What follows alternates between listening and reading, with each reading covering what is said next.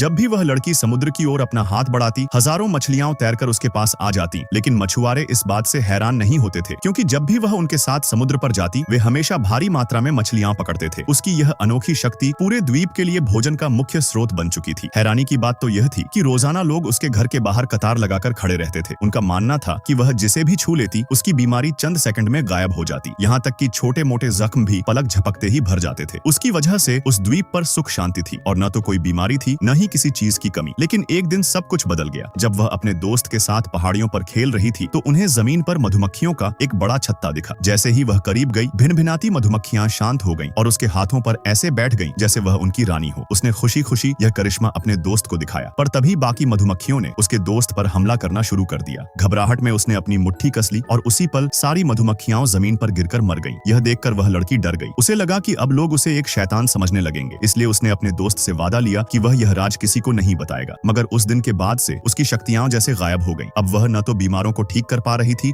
और न ही मछुआरों को पहले जैसी मछलियां मिल रही थी। द्वीप के लोग अपने भविष्य को लेकर चिंतित होने लगे। ईसला बॉबी और ग्रेस नाम के जोड़े की गोद ली हुई बेटी थी। एक रात जब ग्रेस ने सोती हुई ईसला के हाथ को छुआ, तो उसने देखा कि ईसला के हाथ का जख्म बड़ी तेजी से भर रहा है। उसने तुरंत अपने पति को बुलाया और उसका जख्म भी पल भर में ठीक हो गया। वे दोनों दंग रह गए। उन्हें एहसास हुआ कि ईसला की शक्तियां अब भी उसके पास हैं, बस अब उन्हें इस्तेमाल करना उतना आसान नहीं था